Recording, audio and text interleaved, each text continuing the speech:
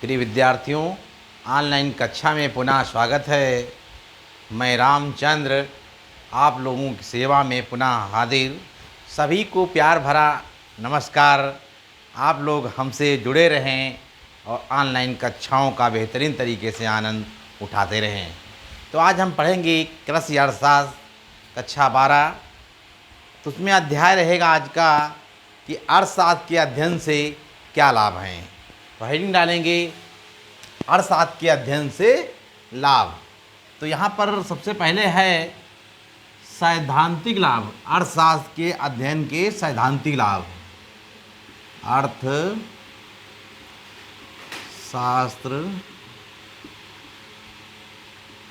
के अध्ययन के सैद्धांतिक लाभ।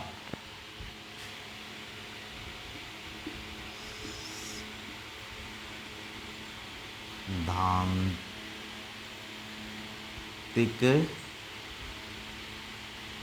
लाभ। अर्थशास्त्र के अध्ययन से सैद्धांतिक लाभ हेडिंग डालेंगे प्रिय विद्यार्थियों। तो सबसे पहले अर्थशास्त्र के अध्ययन से सैद्धांतिक लाभ क्या होता है? ज्ञान में वृद्धि। ज्ञान में वृद्धि।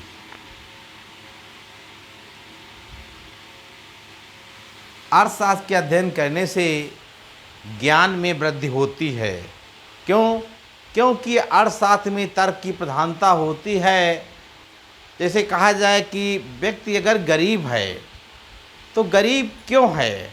जैसे कि लिखा है अर्थशास्त्रियों ने कि गरीबी का व्यक्ति स्वयं जिम्मेदार है, कोई और नहीं जिम्मेदार है। अगर हमारे पास धन नहीं है तो धन क्यों नहीं है, इसके जिम्मेदार हम ही हैं, कोई और नहीं है। तो अर्थशास्त्र के अध्ययन से ज्ञान में वृद्धि हो जाती है। जैसे कहा जाए क्रेताओं और विक्रेताओं को बाजार का ज्ञान किस तरीके से होना चाहिए, एक उपभोक्ता जो है कीमत का निर्धारण कैसे करेगा। तो अर्थशास्त्र का अध्ययन करने से ज्ञान में वृद्धि हो जाती है। इसके बाद में अगली हेडिंग डालेंगे तर्क शक्ति का विकास। तर्क शक्ति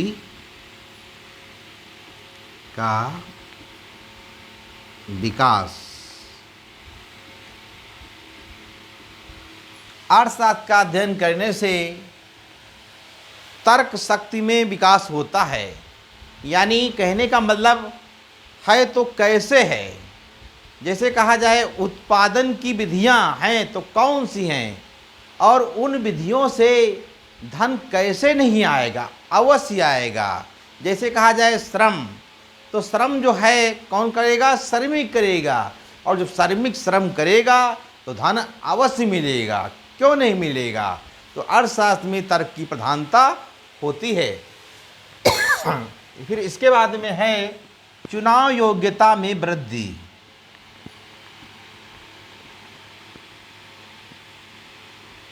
चुनाव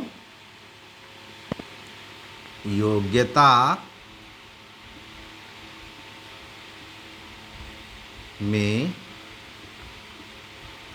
वृद्धि।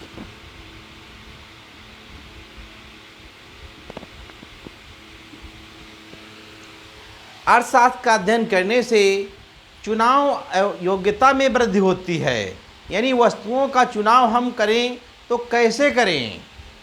यानी कहने का मतलब प्रत्येक व्यक्ति अपनी आय के अनुसार वस्तुओं का चुनाव करता है कि कौन सी वस्तु को खरीद सकेगा और कौन सी वस्तु को नहीं खरीद सकेगा।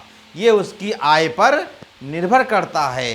कहा जाए कि जैसे जैसे जैसे आय बढ़ती है वैसे वैसे मांग भी बढ़ती है।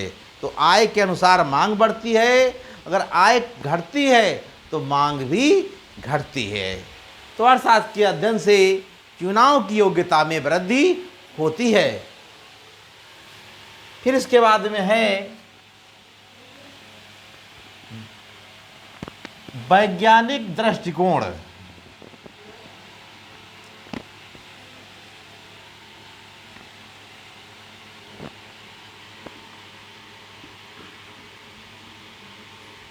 वैज्ञानिक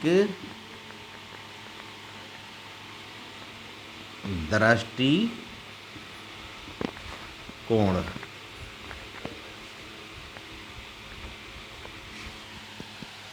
अर्थशास्त्र का अध्ययन करने से वैज्ञानिक दृष्टिकोण होती है। वैज्ञानिक दृष्टिकोण के विषय में बताया गया, जैसे कहा जाए अर्थ एक विज्ञान है, और विज्ञान किसे कहते हैं? जिसका ज्ञान क्रमबद्ध हो। तो अर्थशास्त्र विज्ञान भी है और कला भी है। तो अर्थशास्त्र में देखा जाए तो वैज्ञानिक विचारों के आधार पर कहा जाए अर्थशास्त्र का अध्ययन किया जाता है। विभिन्न उसमें सिद्धांत होते हैं, सिद्धांतों का अध्ययन किया जाता है। जैसे कहा जाए समग्र रोजगार के विषय में समग्र मांग और समग्र पूर्ति अगर हो जाए तो रोजगार अपने आप मिल जाएगा।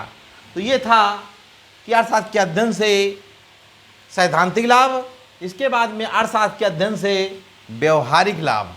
हेडिंग डालेंगे अर्थशास्त्र का अध्ययन करने से व्यवहारिक लाभ। हेडिंग डालेंगे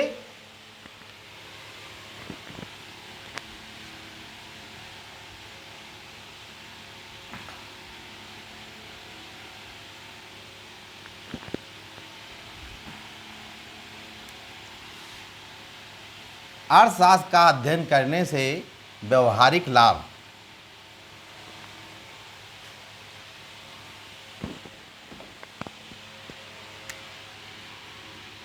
अर्थशास्त्र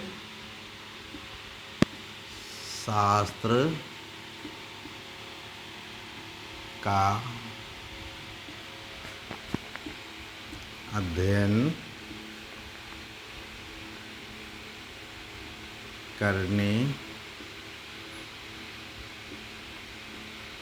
से व्यवहारिक लाभ।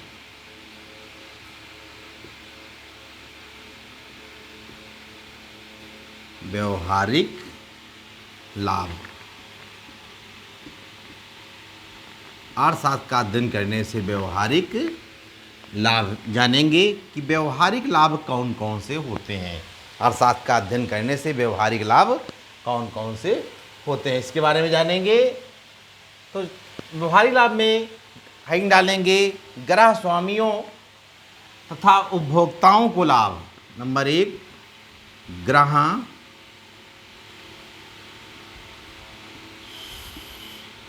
स्वामियों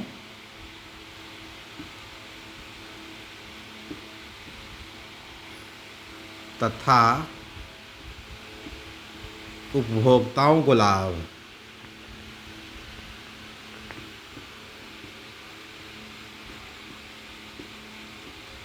उपभोक्ताओं को लाभ।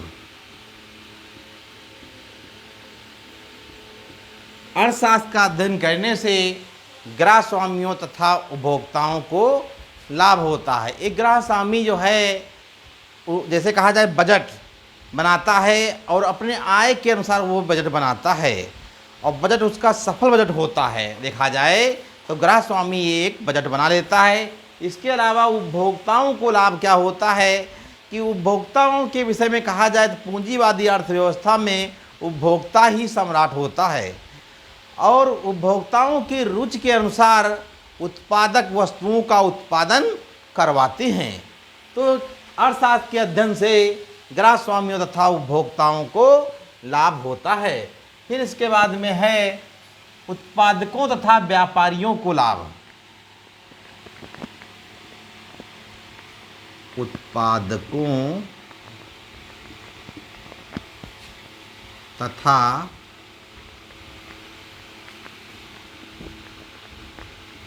व्यापारियों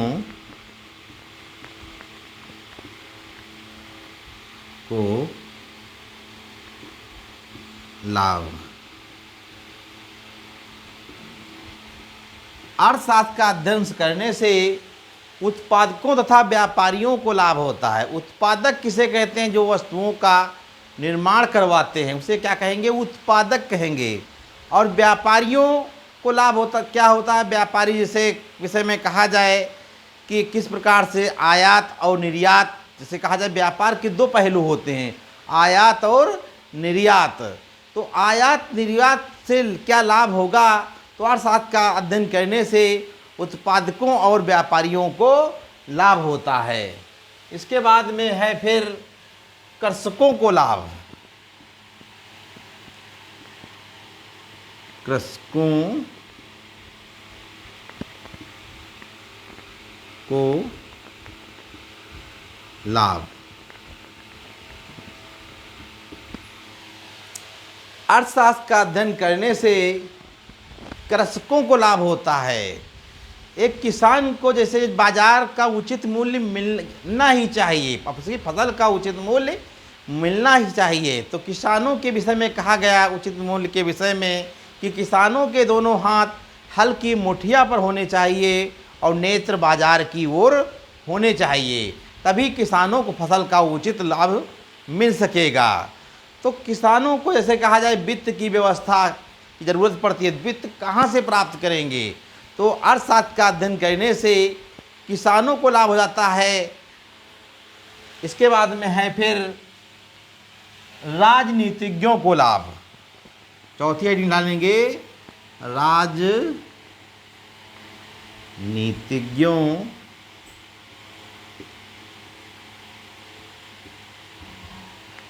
राजनीतिज्ञों को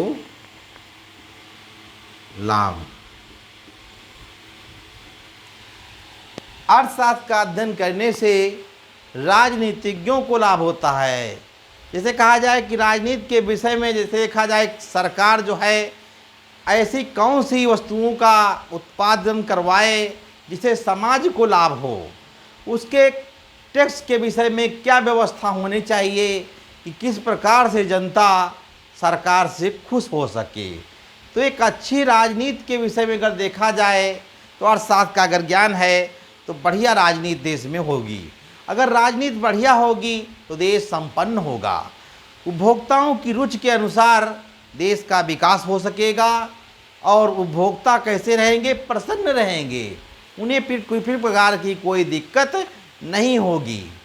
तो ये था राजनीतिज्ञों को लाभ।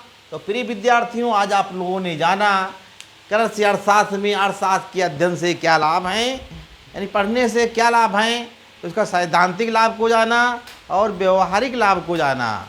तो हमारे चैनल को सर्च कैसे करेंगे, यूट्यूब पर जाइए, अंग्रेजी के कैपिटल अक्षरों में लिखना है रामचंद्र सर इकोनॉमिक्स टीचर करके सर्च करिए और हमारे चैनल को सब्सक्राइब करिए तथा शेयर करिए। प्रिय विद्यार्थियों, तो आज की ऑनलाइन कक्षा में बस इतना ही। अगले दिन हम पुनः मिलेंगे। नमस्कार दोस्तों, बहुत बहुत